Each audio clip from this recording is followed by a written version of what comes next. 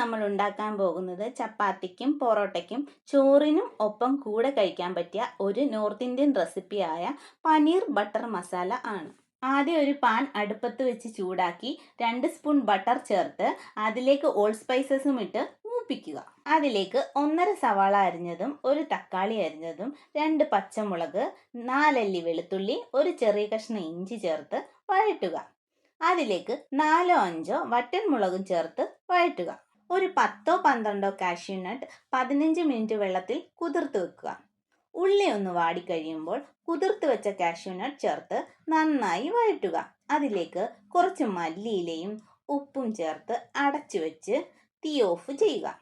Salted butter ആണെങ്കിൽ കുറച്ച് മാത്രം ഉപ്പ് ചേർത്താൽ മതി.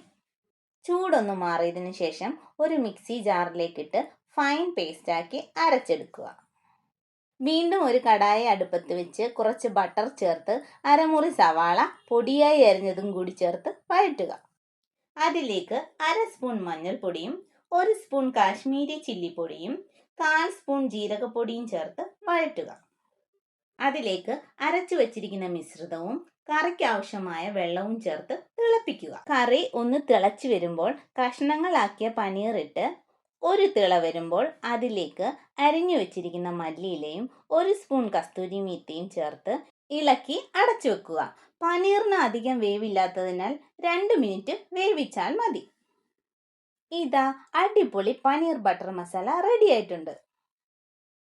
ചിലർ ഇതിൽ ഫ്രഷ് ക്രീം ചേർക്കാറുണ്ട്. ഞാൻ ചേർത്തിട്ടില്ല. കാരണം എപ്പോഴും എല്ലാവരുടെയും കയ്യിൽ ഫ്രഷ് ക്രീം ഉണ്ടാകണമെന്നില്ലല്ലോ.